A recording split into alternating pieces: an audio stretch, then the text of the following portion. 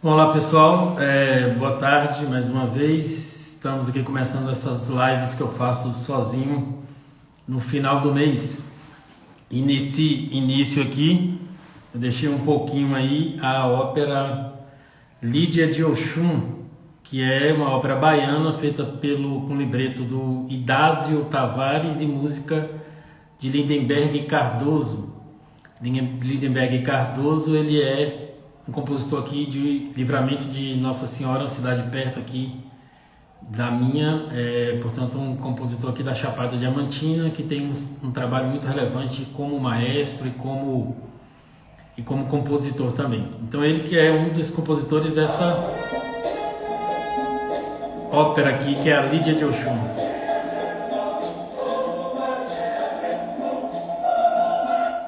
E essa ópera foi representada, este ano foi o ano passado, acho que o vídeo está no YouTube neste ano, mas ela foi representada no ano passado. É uma ópera da década de 80, 90, década de 90, se não me engano. Então eu quis começar com ela, vou botar mais um pouquinho aqui, para mostrar claramente que a ópera não é algo distante de nós, ou seja, a ópera não é algo que está lá no passado, né? Ou que não é algo que não tem a ver com a Bahia ou com o Nordeste, ou que é algo apenas do mundo europeu e coisa do gênero, né? Então esse início já pretendo fazer isso, marcar que a ópera ele é um gênero musical que, mesmo que teve sua criação ali por volta, né, do Renascimento, no período barroco, a ópera é um fenômeno basicamente barroco, a sua origem, né? Ela não é apenas isso, ou seja, a ópera ela é inclusive algo que é feito perto de nós, por pessoas próximas a nós, né? Ou seja, gente aqui da minha própria região na Bahia, né? E no final eu vou mostrar um outro trechinho de outra ópera que foi apresentada em 2019. Ela foi uma estreia mundial dessa ópera em 2019 e foi composta por um paulista, o Fló Menezes, que é Ritos de Perpassagem, e foi apresentada no Teatro São Pedro, lá em São Paulo. Então nós temos aqui... Vamos voltar lá para o início do século XVIII, XVII, né? E XVI, que é a origem, mas vamos passar do século XVI e vamos chegar até aqui, dezembro de 2020, né? Até 2019, outubro de 2019, com a Ritos de Perpassagem, que eu vou deixar um trechinho aqui. Eu fiz um teste hoje mais cedo e deu certo, não sei, espero que esteja dando certo, que quando eu coloco a música aqui no computador é possível ouvir aí, né? Não dá para ouvir com toda a qualidade, mas dá para ouvir. E vocês vão perceber que várias coisas que eu vou colocar aqui estão relacionadas com o YouTube, ou seja, são filmes vídeos do YouTube. Então, uma grande coisa para quem tem interesse em ópera hoje é o YouTube, porque ele tem praticamente todas as óperas disponíveis, né? E então quem não tem assinatura do YouTube vai poder, digamos assim, vai sofrer um pouquinho com um comercial ou outro, mas dá para ver a ópera toda, né? Então é um espaço muito tranquilo. E no caso, beleza, obrigado Lucas, boa tarde. E no caso também vou falar de alguns livros que podem ajudar, né? Porque eu tenho um interesse muito grande em ópera. Então ao invés de começar contando a história da ópera, que eu não vou demorar muito nisso, porque hoje em dia mais é fazer essa história da ópera como uma introdução, e uma introdução a partir da minha própria vida, ou seja, eu como ouvinte de ópera que vou tentar aqui falar um pouco sobre ela e tentar digamos assim, sensibilizar as pessoas, né, e que assistam essa live, ou que venham a assisti-la, ou que a vejam no YouTube, né, que ela vai para o YouTube, esse meu amor pela ópera, esse minha grande admiração pela ópera. E isso, assim, eu tenho uma dívida muito grande com as bancas de revista, ou seja, houve um momento na história do Brasil, né, que as bancas de revistas, elas eram lugares muito interessantes e que você encontrava algumas coisas lá extraordinárias, né? Porque o que que acontece? Quando eu comecei a ouvir ópera, eu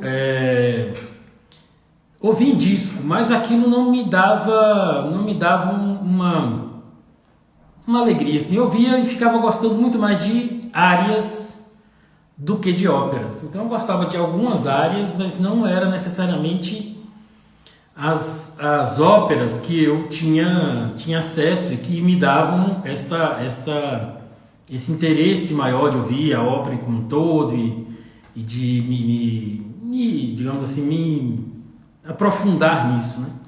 E aí houve, portanto, ali mais ou menos na década do ano 2000, né, começou a surgir nas bancas de revista uma coletânea de DVDs. Eu acho que esse foi o primeiro, se não foi ele, eu acho que foi a Norma, ou foi uma outra de Verdi, mas eu acho que foi essa aqui, foi o primeiro fascículo que saiu nas bancas de revista, né? E você comprava mais ou menos a cada 10 dias, 15 dias, você encontrava um exemplar de DVD, né? E aí foi que isso aqui para mim foi o grande sei lá, o grande start assim para que eu começasse verdadeiramente a me interessar aprofundadamente sobre ópera, como ouvinte e depois como leitor, porque eu tenho essa doença, né, que eu chamo de doença, que eu qualquer coisa que eu me interesso, eu acabo lendo muita coisa sobre isso, lendo pelo menos um básico sobre essas coisas que me interessam. Então foi essa ópera aqui de Wagner, Tristão e Isolda, que eu comecei a ouvir a ópera com mais frequência, ou seja, que eu comecei a ter mais acesso à ópera.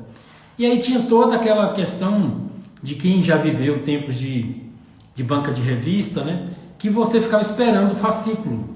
E lá em Vitória do Espírito Santo, que era onde eu morava, eu consegui numa banca do outro bairro, assim, que o cara começasse a guardar, mas ele às vezes não recebia, porque esse negócio dos fascículos não era um negócio assim muito certinho, não, né? Não era muito organizado, não. E aí eu cheguei, portanto, tinha que às vezes ficar procurando, era meio que uma caça a essas bancas. A internet também não era tão assim informativa, você conseguia comprar as coisas, era algo que você comprava só em banca mesmo de revista, né? Então eu morava em Goiabeiras, que era um bairro mais assim para dentro da parte da praia, e ia até a Mata Branca, ou o Canto da Praia, uma coisa assim, que era o nome dos outros bairros que tinham essas bancas que vendiam esses negócios, esses DVDs, né? E cada fascículo tinha uma ópera diferente. Então era média de 15 dias, você pegava 2 óperas por mês e tal. E foi aí que eu fui desenvolvendo esse interesse verdadeiro por ópera, porque eu comecei a assistir e acompanhar as óperas, ou seja, eu via e ouvia. E a ópera é isso, ela é uma obra musical que tem permanentemente essa coisa de texto e música. Só que é um texto encenado, né? Tanto que ela começa meio que como uma espécie de teatro musical e depois ela vai ganhando um pouco mais digamos, vai empinando mais o ritmo, né? Do fazer operístico próprio, né? Então, assim, é muito curioso que para mim só foi, digamos assim, só deu certo quando eu passei a acompanhar com os DVDs. E por que eu estou falando isso? Porque hoje é muito tranquilo para a maioria das pessoas o YouTube, né? Você acessa qualquer ópera pelo YouTube. Eu ouvi a ópera do Flor Menezes, que eu falei aqui mais cedo, no YouTube. A Lídia de Oxum, eu só vi pelo YouTube. Tem uma versão de 95, se eu não me engano, e essa agora de 2019, 2020. Então você perceba que no caso da ópera, ela precisa verdadeiramente de um complemento visual, né? Dessa encenação, inclusive porque tem um balé, e é sempre interessante ver o balé funcionando na ópera e tudo, quando você consegue, né? E hoje em dia, por exemplo, nós temos muita dificuldade da ópera presencial, não só porque está na pandemia, mas é porque tem poucas óperas sendo encenadas no mundo, quer dizer, no Brasil, né? Então você encontra a ópera normalmente em São Paulo, no Rio, muito menos agora, de um tempo para cá na crise, né, da cultura que está tendo, menos ainda. E você tem os festivais, que é o Festival da Amazônia, o Festival de Belém, que tem Amazonas, aqui, um festival que tem em Belém, que eu não estou lembrado do nome agora, que você encontra encenação de ópera. E aí é esse negócio, né? Você vai ter muito pouco acesso a óperas presencialmente. Boa tarde, Caio. E aí é que você vê que um outro fator é interessante também, quer dizer, já se desenvolveu há mais ou menos uns 8 anos, 10 anos para cá, se desenvolveu a transmissão de óperas em cinema. E aqui no Brasil acontece em alguns lugares, inclusive Salvador. Então lá a sala de arte que fica na UFBA, ela geralmente transmite cerca de 4 a 6 óperas todo ano nesse formato que é o formato do cinema, quer dizer, eles filmam uma encenação ocorrida em algum lugar do mundo e depois transmite como cinema, com alta tecnologia e tudo, e com intervalo, que é bom que você tenha aquela sensação de que você está numa ópera mesmo. Então tem um intervalo, não é um intervalo a cada ato, mas é um intervalo assim, que você sai, toma um cafezinho ali, volta e continua assistindo a ópera. Então assim, hoje em dia, cada vez mais você tem formas de acesso à ópera, não necessariamente essas formas de acesso presenciais, principalmente quem mora no interior, quem não mora no eixo Rio-São Paulo, tem mais dificuldade de encontrar ou que não pode participar desses festivais anuais que acontecem ali na região norte do Brasil, né? Principalmente, mas tem lá para o sul também um ou outro festival. Então, assim, por que a ópera é algo assim tão extraordinário, né, para mim, assim, algo que se tornou uma espécie de gênero, dos gêneros que eu mais gosto em música, né? E aí você fala assim, não, porque o Elton gosta de coisas muito cheias, de elementos e tal, e tal, e tal. Nem é porque... Talvez, assim, as coisas que eu mais gosto em música erudita, lógico que eu gosto de sinfonias, como todo mundo, mas eu sou muito fixado, assim, gosto muito do gênero quarteto, por exemplo, né? E acho solos de alguns instrumentos algo fantástico, as suítes para violoncelo de Bach, uma coisa assim que eu já escutei praticamente quase todas as versões que existiram até hoje, já li livros sobre isso e tenho um interesse muito grande. Mas a ópera, porque ela em alguma medida, ela congrega uma série de coisas, uma série de elementos que me parecem assim, que foi um momento feliz na história humana quando as pessoas começaram a querer juntar essas coisas, né? Ou seja, você tem ali na ópera momentos instrumentais puros, né? Momentos assim da orquestra. Você tem momentos de área, né, que é um solista cantando, melhor dizendo. Você tem um recitativo, que é quase uma fala com uma musiquinha, no geral apenas um instrumento, que é chamado baixo contínuo, né? Você tem história, né? Sempre são histórias que são apresentadas ali. E você tem muitas vezes também os coros, assim, né? Grandes coros que dialogam com os solistas, né?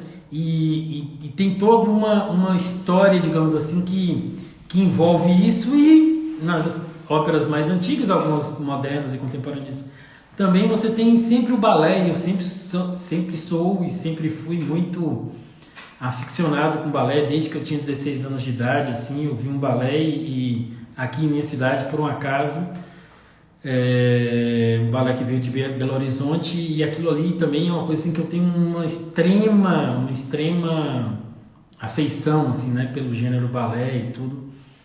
Então, assim, são coisas que a ópera, ela pode, portanto, você pode, numa ópera, você pode encontrar, assim, uma série de coisas que, ao mesmo tempo, elas podem ir alimentando o seu dia, né? Uma ópera, ela pode alimentar os seus sentidos, né? Ela pode alimentar os seus gostos, assim, né?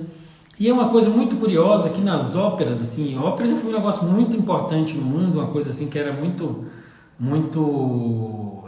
forte, né? Muito constante. E a ópera, ela tem autores que você vê assim, desenvolvendo ao longo do tempo. Uns vão para meditações mais espirituais, outros vão para meditações mais políticas, outros vão para discussões metafísicas, e isso tudo durante uma história, né? Isso tudo durante um momento de ser, assim, que você vai sendo acalentado, né? E é curioso que essas histórias, e aí é que está uma coisa, né, que remete à ópera desde os seus inícios. Essas histórias, elas são histórias que muitas vezes nós já conhecemos. Então, assim, as duas ou três, as primeiras óperas, elas geralmente elas tinham uma história mitológica, né, por trás, assim, né? Era Daphne, que é um libreto que não se encontra mais. E a Daphne, por exemplo, ela é uma ópera que é uma história grega, né?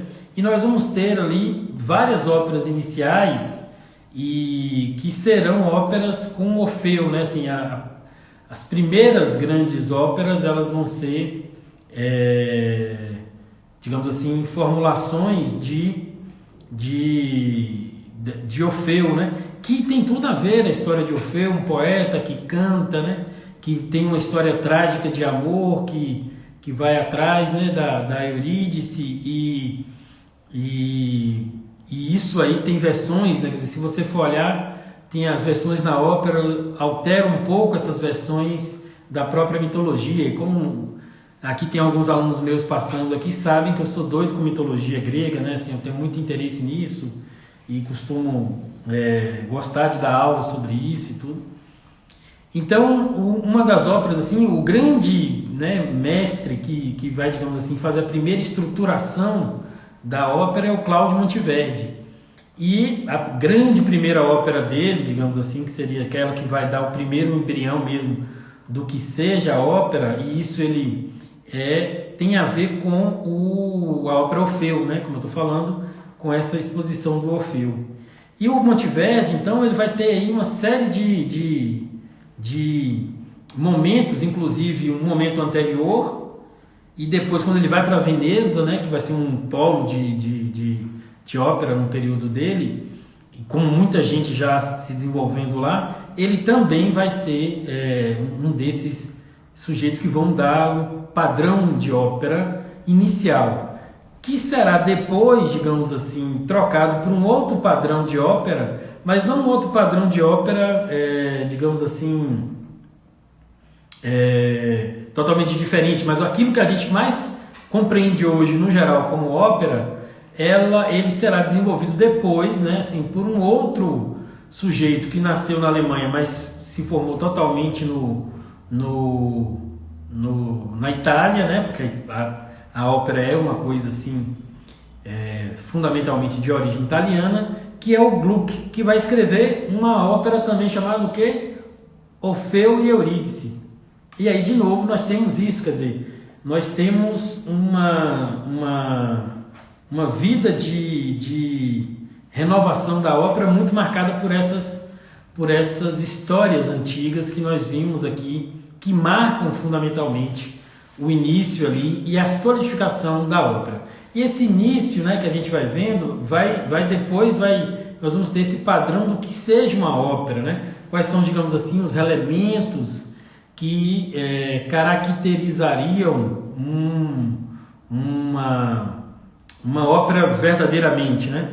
Lógico que nesse período aqui eu dei um salto, mas tem as óperas cômicas, né, também, chamada ópera bufa e tudo, que são cômicas também. Então a ópera tinha muito isso, e hoje tem muito ainda, mas aí geralmente a gente chama de opereta, né, essas coisas assim, quando a gente fala nesse sentido, né?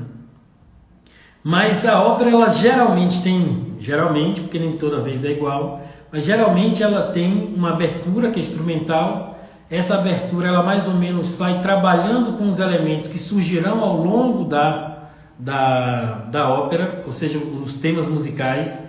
Então, se você escuta uma abertura de uma ópera e você vai, muitas vezes, você vai recuperar essa abertura depois, ou seja, aquele trechinho que você ouviu, vários trechinhos, eles voltam na ópera depois. E se você faz esse exercício, né, de ver uma ópera agora toda e depois você vai e ouve a abertura, você vai perceber aqueles elementos ali que já estavam marcando o caminho, né? Então é uma coisa muito interessante, assim, se você musicalmente uma ópera, a abertura acaba nos dando, digamos assim, o que vem por aí, né? O que eu posso esperar? Bom, gente, isso aqui é tudo dentro do básico, né? Porque tem autores que subvertem essa ordem e fazem uma série de outras coisas, né? No geral, óperas têm grandes coros, assim, né? Coros vocais que tem essas dimensões todas das vozes humanas, né? E dão forças, ênfases, assim, né? Tem um movimento de uma ópera chamada Vapinceiro, que é um negócio assim que é um coral. O Verdi é extraordinário compositor, é um coral bem bonito, assim, e você fica ali naquilo, né? O ruim, por exemplo, às vezes é que você quer voltar numa ópera aquilo ali para ouvir de novo, porque é tão bonito, né? Esse momento, assim. O Verdi é um grande compositor de óperas. E aí tem as passagens, né? Os interlúdios musicais, esses intervalos também de música só sem ser música vocal, né? Às vezes até para que os cantores respirem, né? Um pouco mais, porque às vezes a extensão é muito grande, né? E as áreas, que geralmente é o que a gente mais conhece de ópera, são as áreas, né? Esses movimentos com grandes vozes, que a gente fica ali, né? Sempre muito comovidos, né? Muito, digamos assim, marcados por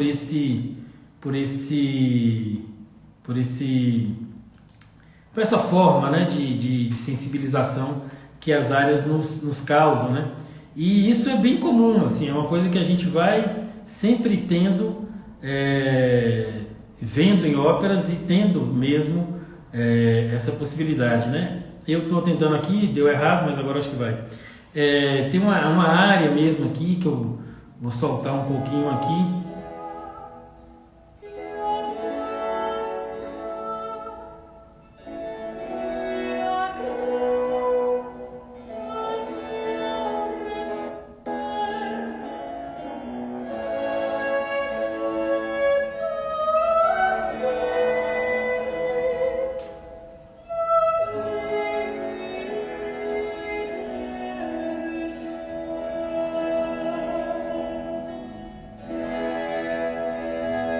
Então sempre as áreas são essas coisas assim de uma cantora, né? No caso aqui uma soprano, uma mezza-soprano, que canta assim, muitas nos comovem, né?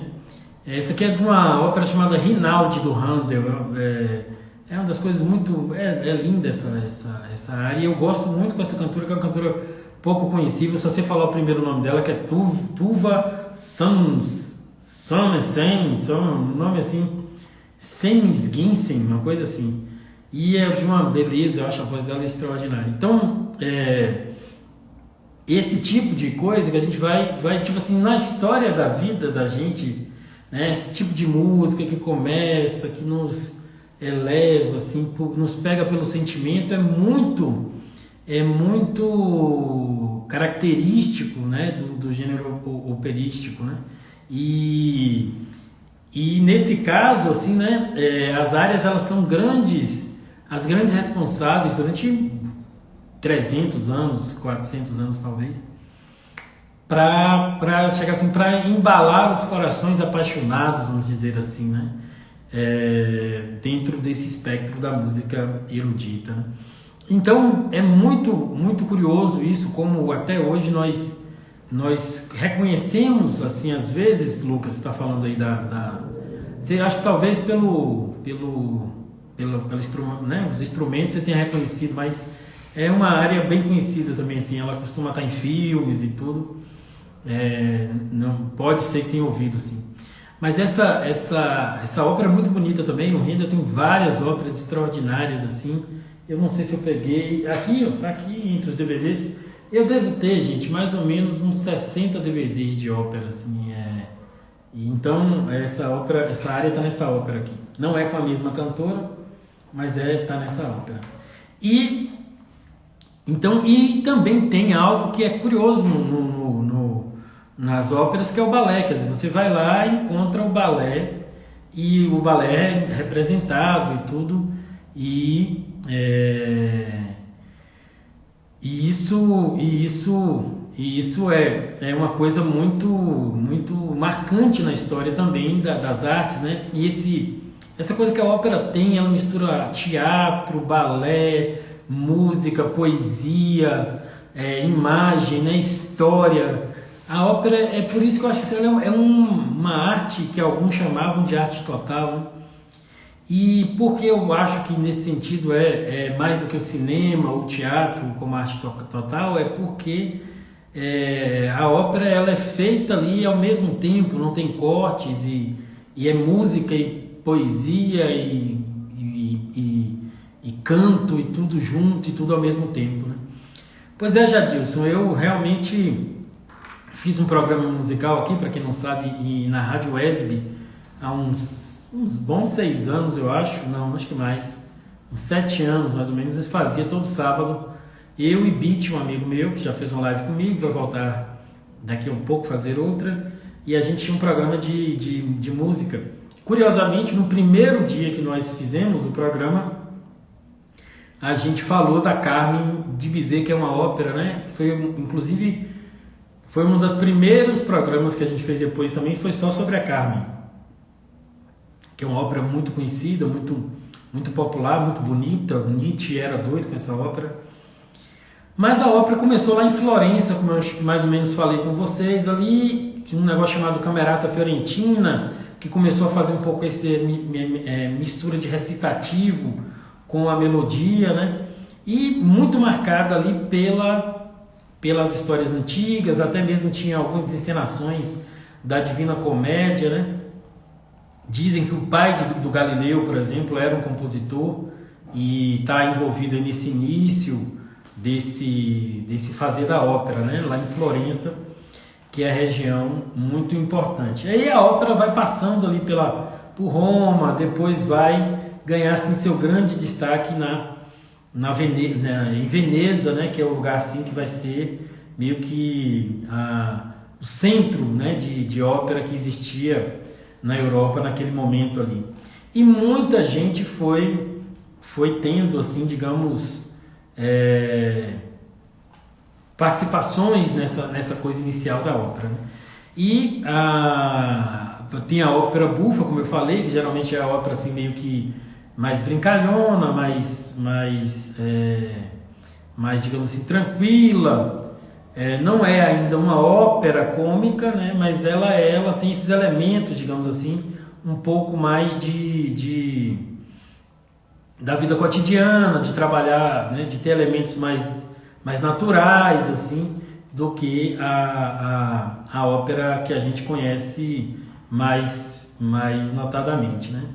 E, logicamente, que depois de um tempo nós vamos ver que algumas coisas elas vão desenvolvendo de maneira muito característica também na ópera, e ela vai chegando em vários lugares, né? Então a ópera ela vai se expandindo para outros idiomas, né? Apesar de que muitos compositores do período inicial compuseram suas óperas em italiano. Curiosamente, o Carlos Gomes, né, o brasileiro Carlos Gomes, também escreveu em italiano. A gente vai ter a primeira ópera escrita no Brasil pelo padre José Maurício Nunes Garcia, mas essa ópera se perdeu. O José Maurício Nunes Garcia é o mesmo, meu compositor brasileiro preferido. E depois a gente vai ter uma ópera em português, que é do Elias, agora não sei se é Tavares o sobrenome dele, chamada A Noite de São João, né? Que também um elemento muito interessante que seja uma ópera que fale sobre uma festa tão popular no Brasil, especialmente aqui no Nordeste, que é a Noite de São João. Então nós vamos perceber que a ópera ela vai ganhando dimensões e ela chega em alguns países e começa a ter essa coisa. Será que a ópera pode ser composta em outro idioma, né? Será que a ópera pode sair do italiano? Uma época parecia que o italiano era o único idioma a ser cantado, né? Aqui poderia ser cantado, né? E aqui nós vamos ver que, por exemplo, o mesmo Mozart, que vai compor óperas em italiano, ele vai também tentar romper com isso. E olha que é interessante que o Mozart, ele rompe fazendo uma ópera em alemão, né? Que não era uma coisa esperada, mas que tinha um efeito público ali, porque foi encenada na Alemanha, e ele brinca com o próprio uso da voz, digamos assim, quebrando, me parece, essa ideia de que o italiano é o que domina verdadeiramente o idioma. E aqui todo mundo conhece essa área aqui, que é uma área bem famosa na história da música, né? Se ela sair aqui, vai rolar.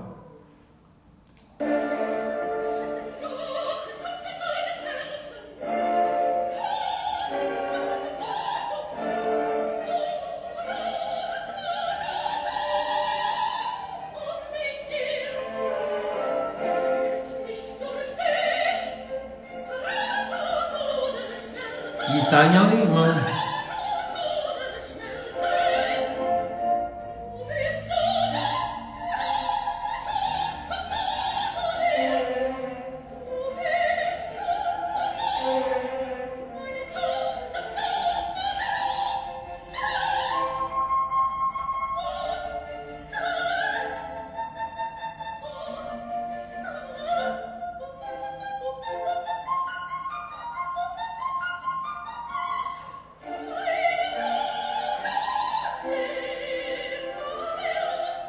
E todo mundo conhece essa área, chamada área da Rainha da Noite, né? Assim, todo mundo já ouviu alguma vez.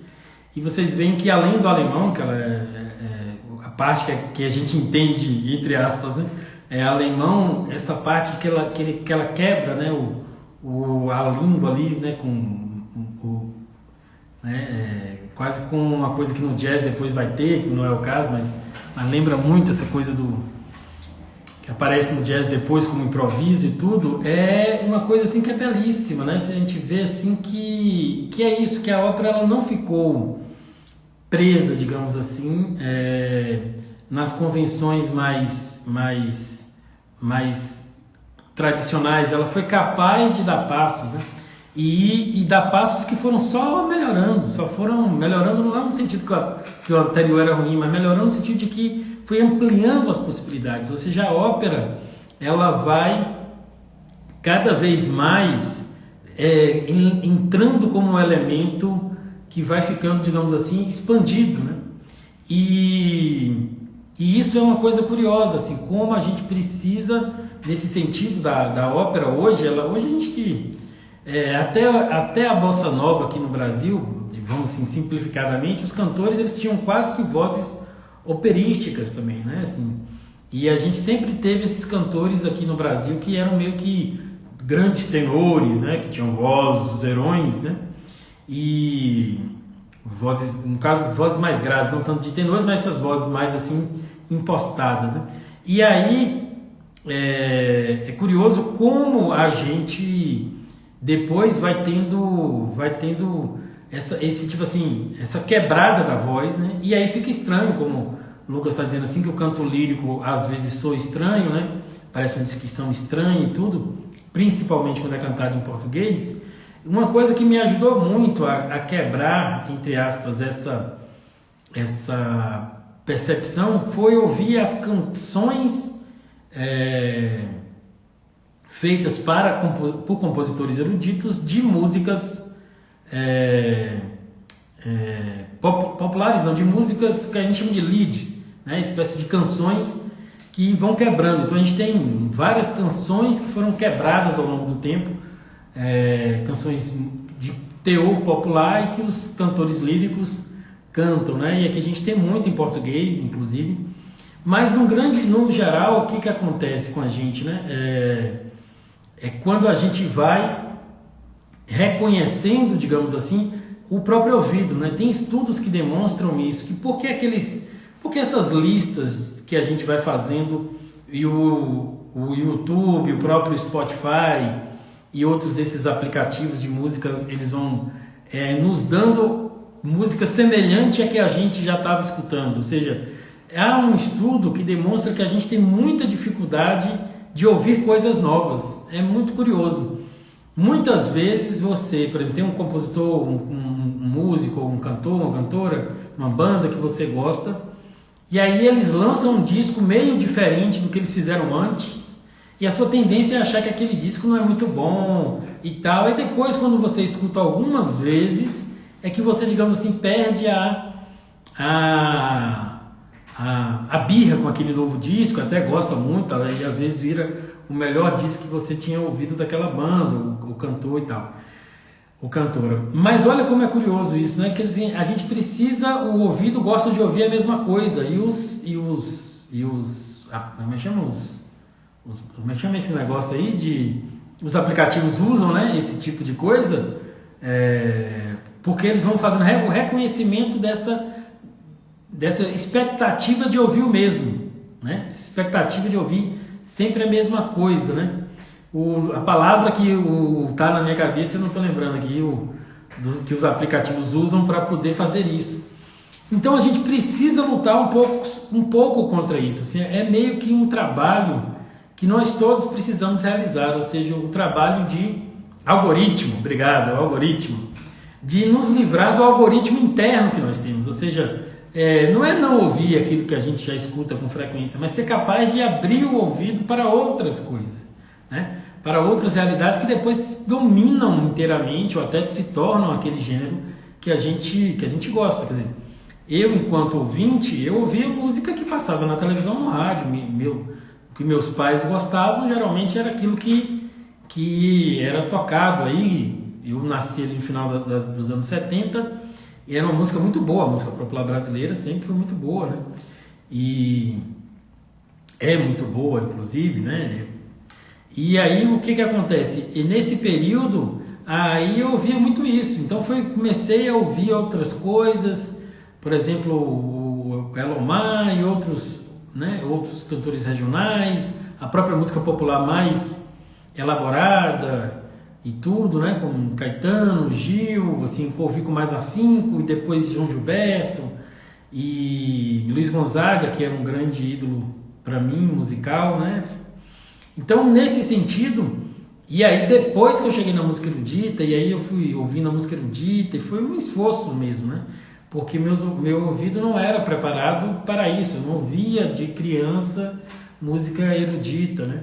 Então foi meio que uma luta, um esforço, e que hoje eu raramente não ouço música erudita, quer dizer, eu ouço muito jazz, ouço muita música instrumental brasileira e gosto de música popular brasileira, mas como quando eu leio ouvindo música, geralmente, eu escuto muito música instrumental, porque música vocal também não me atrapalha, mesmo que seja uma ópera, um coral, eu me atrapalha, a voz me atrapalha. Então, eu geralmente ouço música, e geralmente é música instrumental brasileira, ou jazz, ou música erudita, no geral, que é o que eu mais escuto mesmo. Mas tudo isso são movimentos, né? O Pascal diz algo mais ou menos assim, né? Quer dizer, que não tem nada simples, nada que se apresente na alma que seja simples, né? Quer dizer, a alma não é uma coisa simples, né? A alma aqui entendida como interioridade, como um caminho mesmo de percepção, autopercepção, essas coisas assim, né? Então, como é curioso que eu conheço muita gente, por exemplo, música para mim para trabalho, Fabrício, é isso também, eu tenho que ficar ouvindo aí, e é isso. Mas assim, como que meu trabalho geralmente é ler, né? É ler texto dos outros, corrigir texto dos outros, preparar texto, então é basicamente isso, ou escrever ou ler. Então a gente precisa fazer uns movimentos também para isso, né? Então essa live aqui, e depois eu vou até deixar lá no YouTube, nos comentários lá, umas indicações de links de outros canais do YouTube, que você vai encontrar até cursos sobre ópera. Mas no caso aqui, o que eu quero fazer é muito mais abrir a conversa, porque eu acho que ninguém fala de ópera, ou muito pouco falamos de ópera, entende? A gente fala muito pouco de ópera, né? Então a minha ideia é um pouco fazer isso, fazer esse espectro com a minha experiência, que é uma experiência que a ópera é algo assim que marca verdadeiramente o meu gosto musical, a minha percepção sobre a vida, assim, quer dizer, quando sei dessas atividades em Salvador, que vai ter a apresentação de ópera no cinema, veja que é no cinema, porque eu não consegui ir na Lídia de Osfum, na época não devo. Mas quando é no cinema e eu vou ter alguma atividade em Salvador perto, eu marco nessa época, para que eu possa ir no cinema ver a ópera no cinema, veja que é no cinema. Não é nem que eu tenho tantas esperanças de ver ópera presencial. Às vezes é um balé, vai ter um balé em Salvador, e aí eu marco um curso que eu vou dar na época do balé, para que eu possa estar lá e assistir o balé, por exemplo, né? Porque é isso, assim, essas coisas, é preciso um certo movimento pessoal para que a gente possa ampliar os horizontes, né? Inclusive na ópera. Assim, eu conheço muitas pessoas que ouvem música erudita, muitas vezes não ouvem ópera, outros ouvem ópera, mas ouvem a ópera sempre a ópera do dia, né? Digamos assim, a ópera mais conhecida, as óperas mais famosas, que não tem nenhum problema, eu ouço todas elas também, mas preciso às vezes também ser capaz de ouvir outras coisas, né? Porque tem obras sendo produzidas hoje, óperas sendo encenadas hoje, de compositores de hoje, né? No caso do Brasil, a gente teve estreia pelo menos de 2 óperas de compositores brasileiros de outubro para cá, né? Depois veio a pandemia e tal. Tem o Leonardo Martinelli, que fez a ópera O Peru do Natal, que foi lançada ali mais ou menos em dezembro, e essa do Flor Menezes, que foi lançada em outubro. E o Martinelli, Leonardo Martinelli, eu acho que esse é o sobrenome dele, ele está aqui no Facebook, no Instagram também.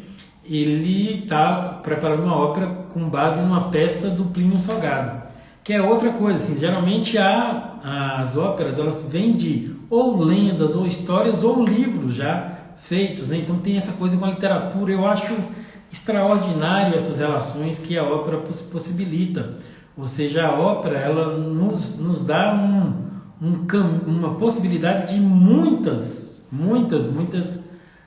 capacidades de leitura, né? E de escuta também disso, né? Eu vou mostrar aqui, o Lucas fez um comentário, deixa eu ver se é isso aqui, antes desse, o flautista, o flautista Taíli Rubinstein, né? Eu não conheço, Lucas, depois eu vou procurar olhar.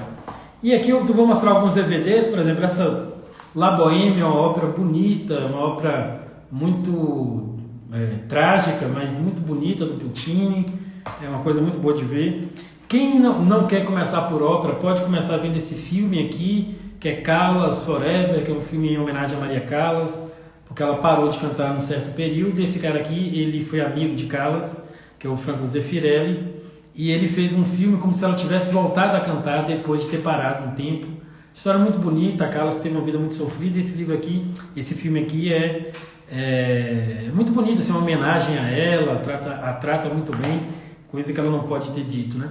Aqui eu vou mostrar as 2 óperas mais populares do mundo, a Flauta Mágica, que é do Mozart, que a gente viu até um trechinho aqui da Rainha da Noite, e que é uma ópera, talvez a ópera mais encenada do mundo até hoje, seja a Flauta Mágica, acompanhada com certeza da Carmen de Bizet, que é uma ópera muito, assim, raramente você vai ouvir e vai ter, assim, digamos, uma indiferença para essa ópera. Ela é muito bonita.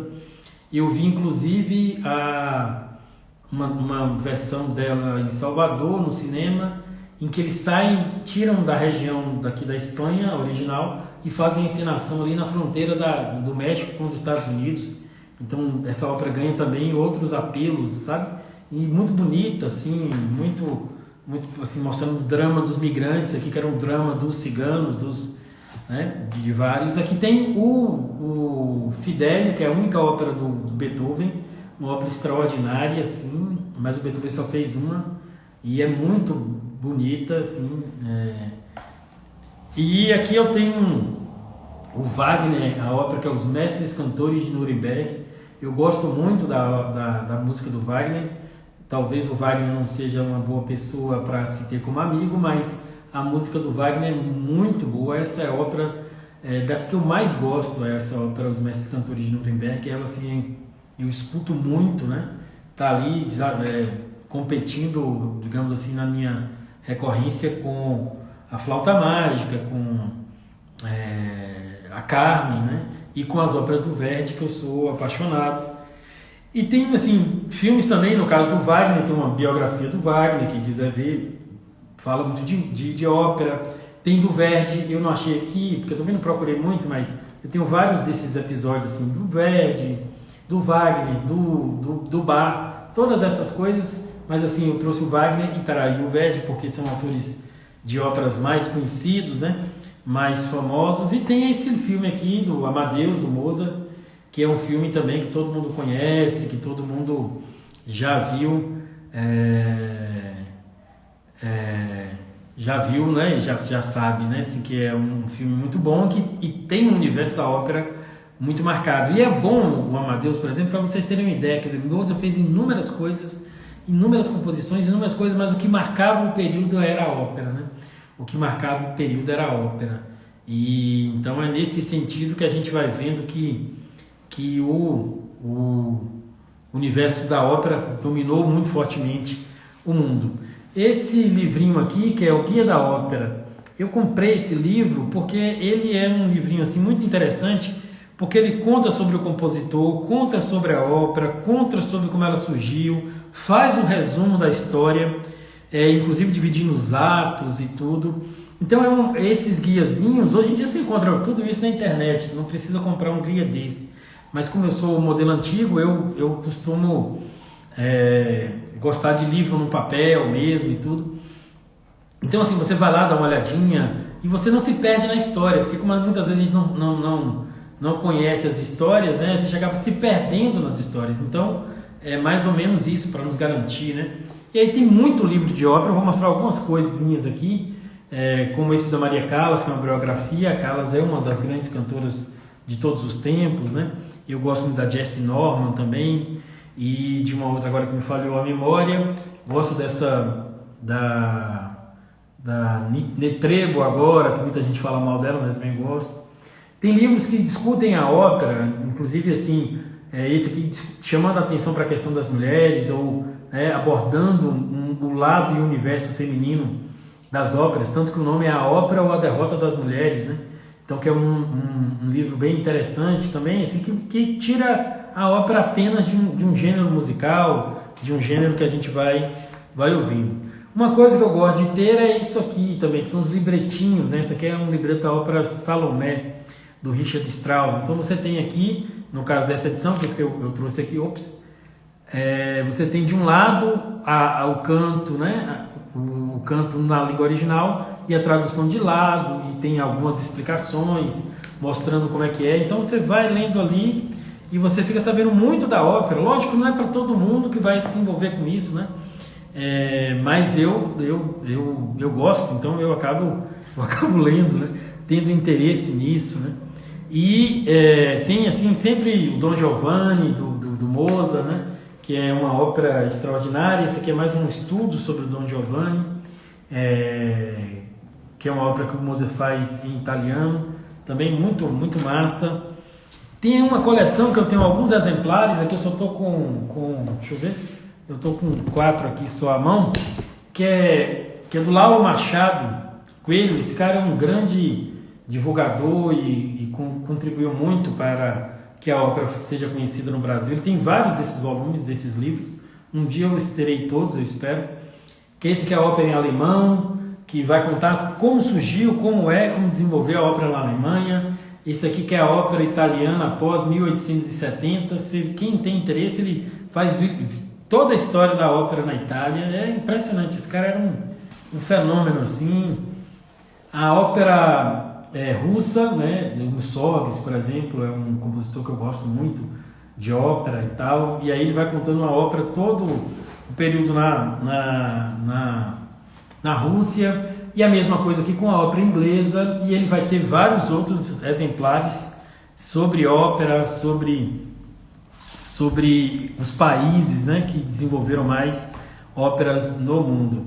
Esse livro aqui já foi recomendado na live com o Márcio sobre filosofia e música, e é um livro do Otto Maria Carpo, mas é um livro sobre história da música, assim, esse aqui, a edição é o livro de ouro da história da música, da Idade Média ao século XX. Ele conta aqui um pouco da história da ópera, quem quiser assim, sempre dá ali ele faz um balanço geral, mas ele vem sempre dar uma informação sobre ópera, porque ópera hoje em dia parece não ser algo que é muito comum de ser visto, mas ainda é um gênero muito importante, mas em outros períodos era um gênero essencial mesmo da música. Aqui tem um livro que eu quero falar, assim, indicar, que é do Vasco Maris, que é a música clássica brasileira, que também aqui vai falar pouco sobre os elementos da ópera no Brasil, né?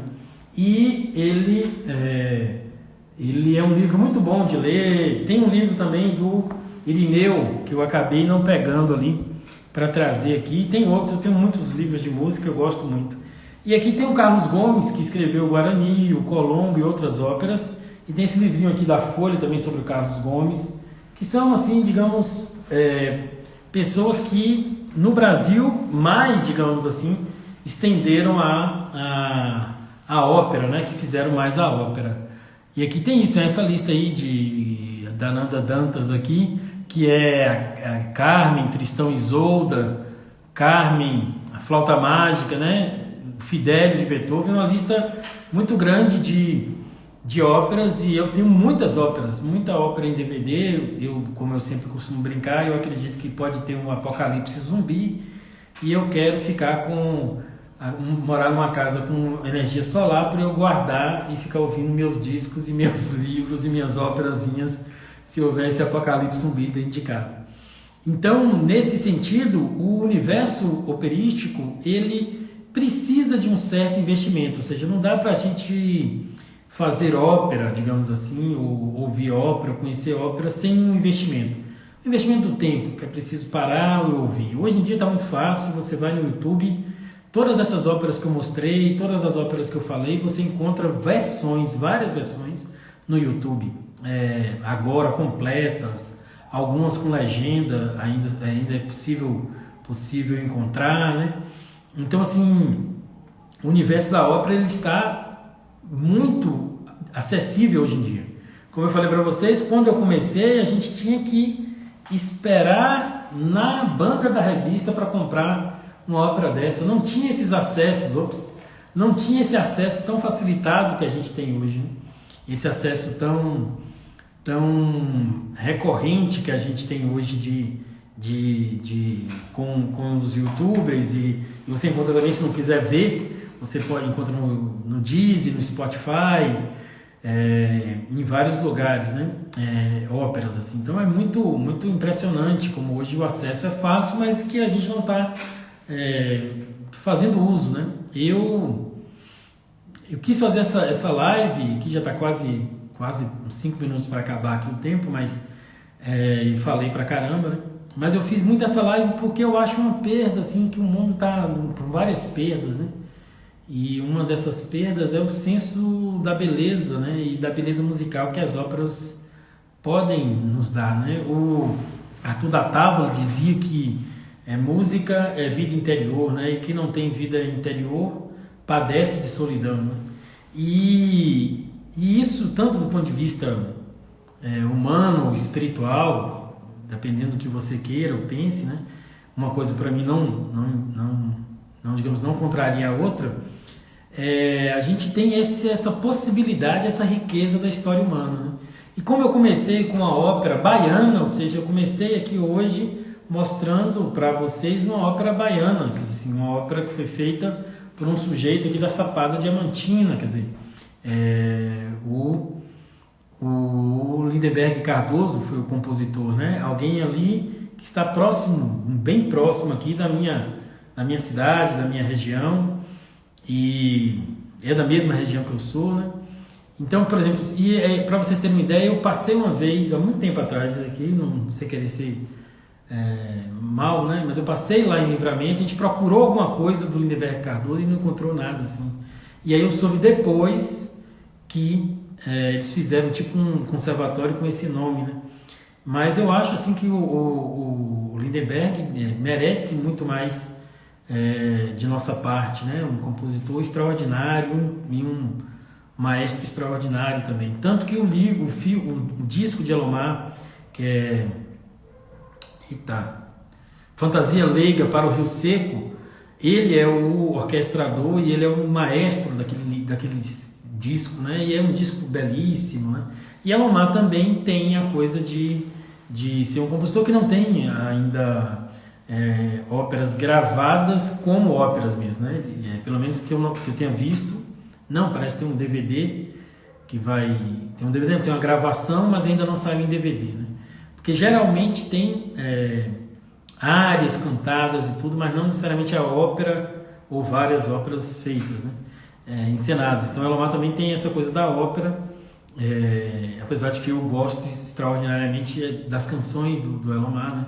Das leads que ele compôs. Eu acho que ele é um grande compositor. O alto, para mim, e na sua feitura, é um dos discos mais perfeitos que a gente tem aqui na música no Brasil, né? Daquela forma, com aquele conjunto de cantores, aquela instrumentação, me parece algo bem original, no sentido positivo da palavra, não necessariamente que fez algo que nunca foi feito, mas fez algo de um jeito que talvez não tenha sido feito antes e com aquele nível de qualidade. Mas aí tem uns 20 dias, talvez um mês, deixa eu ver, foi esse mês ainda, tem uns 10 dias, eu ouvi a encenação da peça Ritos de Passagem, da ópera Ritos de Perpassagem do Flor Menezes. E gostei muito, achei assim muito interessante. Eu que tenho todas essas questões com a ópera, fiquei encantado com a ópera, inclusive porque nós vamos ver aqui que o começo desse trecho, que já está acabando, vai 1 minuto agora para acabar a área, se sair a música aqui, que travou o YouTube, mas ela é um trecho que mostra uma torcida de futebol no estádio, e a ópera passa essa disputa da torcida entre Corinthians e Palmeiras, porque a ópera está em São Paulo, né? E, curiosamente, depois se torna um protesto, né? Então é uma coisa muito, muito marcante ainda de que nós temos formas novas de pensar a ópera, formas novas de encenar a ópera, e isso para mim é uma riqueza extraordinária, ou seja, 400, 500 anos que esse gênero musical existe e ele continua ainda sendo capaz de nos dar novidades, de nos dar grandes sacadas atualmente. Não acho que o Ritos de Perpassagem seja uma ópera que vai fazer, digamos, cair no gosto popular, mas ela nos faz repensar e regostar, digamos assim, renova o gosto desse amor inicial. Tudo isso faz parte da ópera, né? Essa balbúrdia aí faz parte da ópera. Bom, gente, eu vou encerrar porque vai acabar aqui o tempo. Agradeço a quem teve paciência para ver tudo isso. Escutem ópera, é um negócio que é muito bom mesmo. Abraço!